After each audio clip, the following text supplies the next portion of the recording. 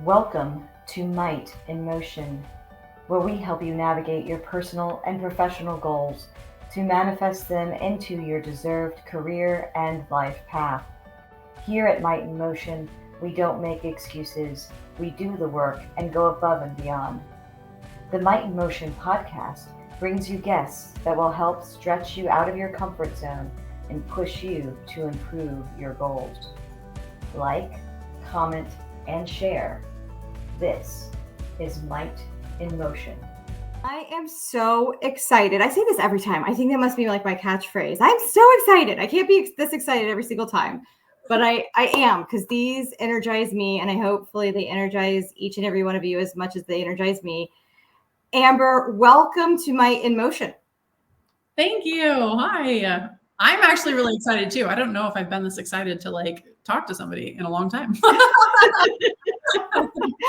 Well, I'm glad that I'm here to provide you a little bit of entertainment. Love it. We have so many different guests that have come on, and what I think is so exciting about having you on, Amber, is that you have helped creative coaches and a plethora of other people with their brand design and strategy. I think that's really, really cool. Yeah, it's really fun too. I really love helping other people win. Call it the people pleaser in me. It's working in my professional life. Thankfully, I can monetize this. It's crazy. Yes. Helping other people win and really helping other people realize themselves and learn how they can monetize their own gifts and seeing them blossom in that. I was doing it before I was charging people for it. Right. And I didn't even realize that it was something that I could charge for, but then I kind of tied in my marketing skills and design skills with it. And I'm like, oh, this is something that I can do for a career. So yeah, branding is really fun. Social media is really fun, and helping other people win is the funnest. That's awesome. You've done a lot in this aspect, especially online. Can you maybe walk, because this audience may not know anything about you, right? So Can you give us the 1 minute, who is Amber? How did you get where to be able to live your passion?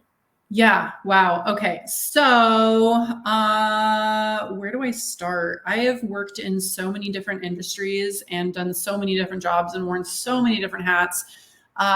Definitely have traditionally been I wear all the hats, like jack of all trades, master of none kind of thing. Yep. I just couldn't focus on one thing. Right. So I did everything. I dabbled in all the things. I've worked in maritime. I've worked in the service industry. I've worked in promotions and radio. I've done some modeling. It's all over the board. I've worked for tech companies. But the one consistent thing that I was able to do with all of these jobs was social media and design, because a lot of the companies, almost all the companies, I think that I've worked for most of my 20s and into my 30s, I started out early jobs were for corporate companies like Best Buy and Jack in the Box, those early young kid jobs. But in real life, I think every single one of the jobs that I've had was for a small business or an entrepreneur. So not only did I have the benefit of working side by side and actually assisting, because I was an executive assistant for most of my 20s, direct assisting high functioning serial entrepreneurs. But in these jobs, most small companies don't have a marketing department, right? They don't. There's so many departments that they don't have because they don't have budget for it. So those smaller jobs would fall into the hands of whoever would pick it up, essentially. And I liked coding, I liked building websites, I liked doing design, I liked marketing. So I would pick up that stuff. So that was kind of and then when social media became a thing and businesses really started realizing they needed to do it, then I would start doing social media pages for the bars that I worked at, the restaurants, wine shops, different places like that. So that's what I realized as I became an adult and realized what I want to be when I grow up. What I wanted to do as an entrepreneur was to take what was consistent through all of those different jobs and do that as an entrepreneur. So marketing, so I do social media strategy and management, brand design, branding consulting, and graphic design and web design. So those are the things that have kind of like I've cultivated into kind of my digital marketing company per se. That was way longer than a minute. So no, it's perfect. And what I think is really interesting is that branding is so much more than what it used to be. And you know, we talk about you are your brand, right? So what you put out on social media, it becomes kind of what people think of you. So there's people that have joined this call that I have never met in person, but they have a perception of me because of the brand I put out there. That can also apply just in your day-to-day business life. You're creating an image for the people that you work with too. And can you give your thoughts on that and how you think branding has changed over the years? Yeah. So it really also depends on how you use social media, right? I actually did a post about this morning, so it's fresh in my brain of that. Is social media using you, or are you using social media to build your personal brand, right? I've gone back now that as a marketing professional and know that I'm using social media as a tool rather than letting it use me to suck me into the feed and to just be part of the algorithm and the reason that they can sell ads, right? That I'm building a personal brand. So I'm not curating an image that I want other people to see, but I am being careful of who I am, right? So as I've gone back in my feed back years and years, I think I started my Instagram's where I focus primarily. I started my Instagram, I think in 2011. I didn't really start posting until like 2014 maybe, but a lot of those early posts was I was out at concerts, I was probably drinking, I was doing things that I don't really do now that aren't really part of my image now. I haven't removed all of that stuff. I mean, if it's like copious amounts of like me drinking or something, that's probably stuff I've taken down a long time ago, but you are putting a certain image out there. You don't want to be fake about it, but you do want to make sure that you're putting your best self out there. And what that does is, for me, it's been a way for me to reflect on who I'm being in general, right? If I wouldn't show this to people on the internet, then why am I doing it in my life now, right? So if I would have come to this mindset earlier on, before my entrepreneurial journey, when I was still working for other people, then I would have had a lot more traction up to now. And that's something that people in the corporate world or that are working for other people can think about, is building your personal brand, your social media pages, whether you're thinking about it in a way to monetize it, like I have to do because I'm an entrepreneur, or you're just putting yourself out there and showing people who you are. If you can find a way to tie your personal brand as who you are into wrapping it into making people know that you're an expert in your field or at what you do, whether it's your hobby or your corporate life, then that's setting you up for company transitions. Say if you want to leave one company and go to another, or if you want to start consulting on the side as an expert in your field, or if you want to go into the entrepreneur space, you have that traction there. So people can go back and see that you have all these lives that you've done on LinkedIn, or people can go back and see all of these reels and posts that I've done about marketing and social media. So you're creating a history where people can go back and look. I mean, employers, when you apply for jobs now, I've seen applications that literally ask for your social media handles, social media links, because they're going to go back and see not only what you post, but what history is in there, right? So they're going to go back and look. So we do have to think about that, not only because, again, you don't want to be fake, but using it as a reflection of your own life and who you are, because that's really, there's been a lot of things from coaching groups to career changes that have got me in the last couple of years to reflect on myself. But social media is such a big thing to look at and go, this is how people used to portray me. And this was an image that I was putting out before, but that wasn't really serving me. So now I can shape that in a way to actually serve me and actually be a better person to add value to my community. Yeah. And I think that translates beyond just being on a social media platform. So I see that in corporate America every single day. People get branded with a brand, right? And it can take a very long time to break that perception that somebody may have of you because of what they heard from somebody else. Right. And so just like on social media, being conscious of what you're putting out there is critical. It's the same thing when you're in a meeting. And what is this doing? Like, am I do I have resting bitch face? Like, like what's going on with my face right now in a meeting will actually translate to what other people might think. And I say that kind of tongue in cheek, but I mean, I had a job opening on my team earlier this summer, and I had somebody, somebody said, hey, you should apply for this job. It reports to her. And that person was like, oh, I don't know. She always looks so mean. And then they ended up applying for the job. They got the job, and they're like, "Oh, you're not mean." I'm like, "No, I'm not mean." But apparently, you were in a meeting with me one day, and I had the mean face on. Yeah. So it's being conscious of that image that you're portraying, not just online, but in your day-to-day life. Oh yeah, I've had jobs in my, thinking back at the early days of social media when we used it to post our food pictures and party pictures and whatever else, that I had a boss that would always assume if I showed up to work without my makeup on, she would be like, "Oh, have a crazy night last night?" And I'm like, what? Like, and it took me a while to figure out, because it's like that, because it is all, I mean, a lot of people do things public, but it's all just perception, right? You talk about one thing at work one day and people are going to create an image of you around that, right? I was like probably 23 at the time. So yeah, I was out drinking all the time and, doing wild and crazy shit. And I probably talked about it at work one day. And so she then assumed anytime I would show up 5 minutes late, or if I came in without makeup on, that I must have been out partying the night before. Right. Probably 50-50 chance that I was, but that was always going to be her image of me. Right. So no matter what. Mm-hmm. Yes. And it took me a long time to get outside of my ego to realize that there was some aspect of that I felt like my job was trying to control me. At the time I was working in HR, so it was like extra, with the image.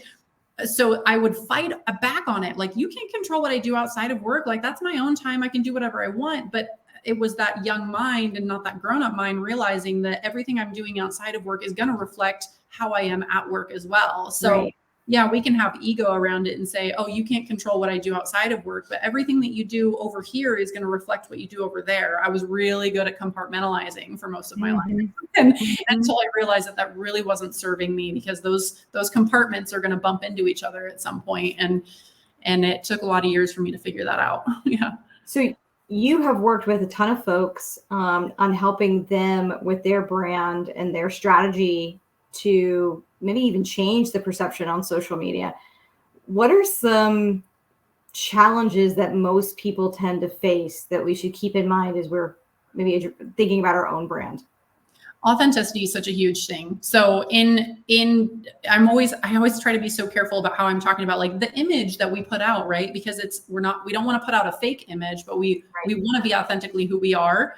If that means that we have to reflect on who we're being, and there's parts of us that we don't want to show on social media, maybe we should go back and work on those things, right? But being authentic with that journey. And I think that's the hard part, is I just got off a consult with a client that it's hard to, when you're first starting into wanting to brand yourself through social media, to realize that we aren't just one facet of ourselves, right? Yeah. And it's okay to show all those other facets, right? I have a social media branding consulting company doing all these different things, but I'm also this person that has struggled with alcohol use in the past, and now I'm sober. I'm also a person that is ADHD, and so my mind is all over the place. So these other aspects of myself, it's okay to share, because it makes you more relatable to a lot of people. And some of these things we may use to beat ourselves up or overthink or isolate ourselves. But the more that we share those aspects of ourselves,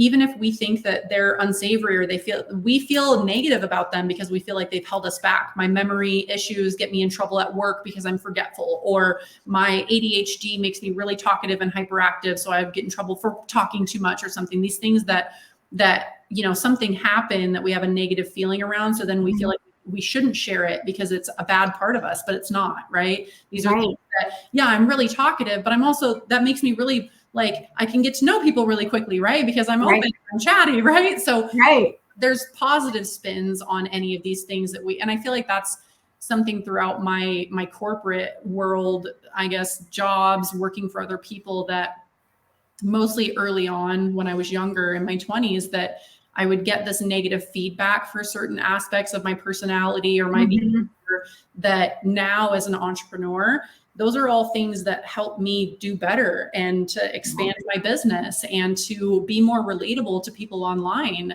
because I can still be this person. And if you don't like working with somebody that's chatty and all over the place and kind of fun, and then you're probably going to want to go work with somebody different, right? That's a lot more structured and like you're only going to get certain number of revisions and everything's going to be on paper and written out. If that's something that you need, you should go to the next person. And I'm okay with saying that. Like, hey, this isn't, if somebody's like, hey, I always ask expectations on a call, on a like discovery call with a client, the first call, like what do you expect?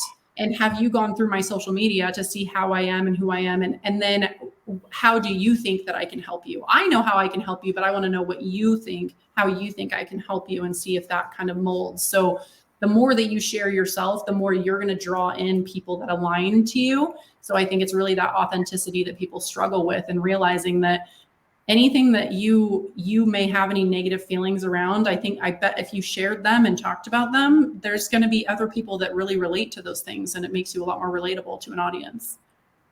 Yeah, we actually just had a comment from Jason, and he said it reminds him of a John Wooden quote: "Be more concerned with your character than your reputation, because your character is what you really are, while your reputation is merely what others think you are." Yes. That's really my favorite thing. That's awesome. One of my favorite things is I don't remember what the actual quote is, because again, memory, that's not how my memory works.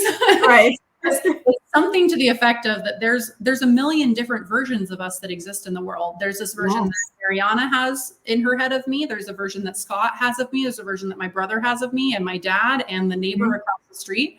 There's so many different versions of us. All we can do is just be authentically who we are and put that out there, and let other people perceive us how they're going to perceive us. Right. We have no control over, we have no control over how others are going to perceive us. We only have control over what we're going to share and how authentic we're going to be. Right. Which reminds me of the 4 agreements, right? Like the one of don't take things personally. And that's been a journey for me this year of, I'm not going to take personally what somebody else's perception is of me, because that's them. That's either their negativity or it could be their positivity. But at the end of the day, it really doesn't matter. What matters is like how I view myself.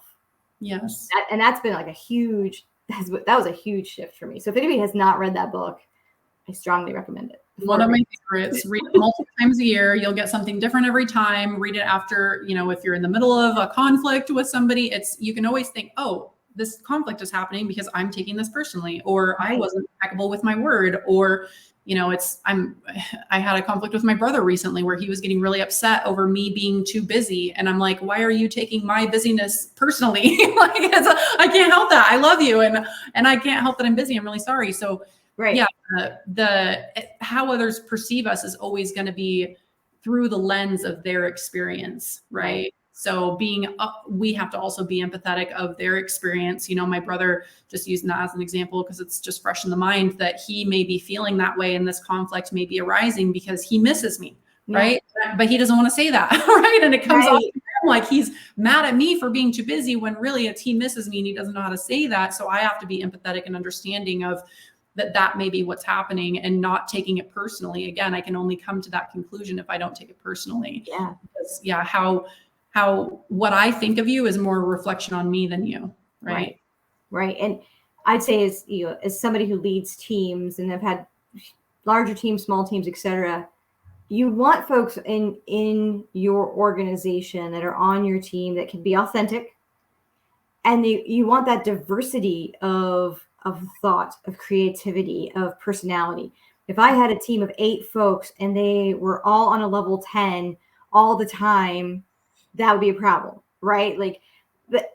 Versus on the other side, if I had a team and everybody on that team was just, high analytical, just give me the numbers all the time, I'd have a problem too, right? So I think as a leader, you need to be open to folks that aren't necessarily like yourself, right? And that you have that variety, and that diversity comes in so many different ways. But I think one thing that people really miss is that opportunity to have diversity of personality. Or diversity of personality, diversity of thought, diversity of opinion. That's supposed to be not okay anymore, right? I won't go down the rabbit hole of that, but with team building, something that I've learned, especially now that I have people working for me, but whether it was in school or at other jobs or in building my own team with my company now, is so specifically as an entrepreneur, a lesson that I was taught recently is you don't hire, like we always think, I need to replicate myself. I can't be in more than one place. Like I can't be doing more than what I can handle. I need to replicate myself. That's not what we need to do. What we need to do is find people to do the things that bog us down, the things that we don't want to be doing. So I need to have somebody, which thank goodness I do. I have a very analytical minded assistant that she's very analytical minded and she's very structured and she knows how to do exactly what I say. If I'm impeccable with my word, like she has no idea and she has no problem telling me that. She's very honest too. So I need to have somebody like that working under me. I don't need to replicate myself. I would drive myself insane. Can you imagine? So that in building teams at companies or building, teams in a class atmosphere or anything like that is you don't want people that, imagine how boring the world would be too. If everybody thought like you, if everybody was just like you, imagine how insane we would go if we were hanging out with 5 of us all the time. Right. Yeah. That'd be good for like maybe 5 minutes. Yeah. It was really fun for a couple seconds until we realize how annoying we are. Yeah. And then my introvert self will kick in and I'm gonna be like, no, I'm just gonna sit in the corner. And, like exactly. We're all going to be sitting in the corner like this. These days too, there's so many different platforms that people are on. I'm seeing more people on LinkedIn, which I think is kind of exciting from the corporate world. Because if I'm recruiting, I'm posting my positions out there. That's where I'm looking for to go and hopefully find qualified talent. But you've got Instagram and TikTok and YouTube and stuff. I don't even know what things are anymore. What's your thought on that? Should you be in every single platform on repeat? Should you pick based off of maybe what your mission is? Yes and yes. So depending on your goals, right, and what you're trying to do and your bandwidth, and how well you know how to repurpose, right? You can be on every single platform if you know how to top down repurpose your content. You also don't have to be on all the platforms if your audience isn't on all the platforms. For one of my main clients, Scott Travis, his bread and butter is Instagram, and that's where he makes most of his money from, is his Instagram audience. We have a TikTok for him, but it's a completely different audience that is not going to buy $5,000, $8,000, $10,000 paintings, right? So what it does is it gets more eyes and visibility on his brand and who he is. And if there is somewhere, somehow in the numbers game, one person or a handful of people that are interested in buying pieces from him, they'll work their way over to his Instagram from his TikTok, right? So you don't have to waste your time being on all these platforms, especially if you're recreating content for every single platform, because that gets really time consuming. But you need to identify who your audience is and where your people are. My people are on Instagram. I have an old life of people that are on Facebook. It's not really my audience anymore. So I focus my time on Instagram. I'm focusing on TikTok for my clients because I have clients, an audience there. And then now I'm learning YouTube because YouTube is working on shorts that they want to outperform TikTok. Really great place to also then repurpose longer form content on YouTube. So I'm starting to learn that to focus more on that for clients as well. So it really depends on what offerings there are. For someone like Scott Travis, who's an artist and a painter, did these paintings here? You want them all, but you can have them. I have them. No, I'm just kidding. For his content, we don't really have long form content to post for him on YouTube, right? But if we had a longer video that we could then post on, we've got a 10 or 20 or 30-minute video you do on YouTube. You take a clip of that, a small entertaining or multiple clips, because you'll have many minutes of clips you can take out of there to make reels on Instagram. You can also repurpose those same ones on TikTok. You can also transcribe if it's something where it's an interview or he's talking in it on YouTube, transcribe that and make a blog out of it. He can make a longer form post on Facebook with it. So with repurposing content, you're working smarter, not harder. You can be on all the platforms if you do that, but it does take some time to figure out the repurposing process. So you can. So it's I have clients that want to be on every single platform, even if it's just repurposed and they're not getting much traction on all of them, as long as they're on all the platforms. But then I have some where it's like, this is where I'm making my money. This is what I'm going to focus my time on. So it just depends on your goals, right? My clients that want to be on every platform, it's because they're trying to get blue checks on, which gives you a little more reputability. Is that a word? Did I just make up a word? It helps your reputation on social media. So they have to be visible on all these platforms, as well as getting in publications and speaking gigs and things like that. So, but for someone like Scott, bread and butter is Instagram. He has a pretty good audience on Facebook too, but it's mostly the same audience on Facebook and Instagram. It's just different conversations. So it really is just, that's what I help clients do, is figure out, okay, what are your goals? Yep. What is the goal now? What is the goal a year from now? And what do we need to do in the meantime? Because it could be progressive. We may start here because that's where your money is going to come from. And then we can trickle everything out from there. So it's usually a plan that kind of shifts with time. But I also, when I'm doing social media management for people from a branding standpoint, is we're looking at off-platform strategies as well, like the speaking engagements and coaching groups, which are really networking spaces as well, podcast interviews, things like that. Awesome. So I know we're getting close to time, but I have one last question for you. Yes. So if you could go back in time 10 years and give advice to your younger self, what would it be? Okay. 10 years ago, I would have been 28. I'm making you do math. I don't know. Yeah. Well, I'm thinking, like, where was I at in that time? Well, if I think of like specifically where I was at that time, or just generally 10 years ago, I would say, no, there's so much advice I would give myself. Gosh, stay away from boys. You're a waste of time. I'm just kidding.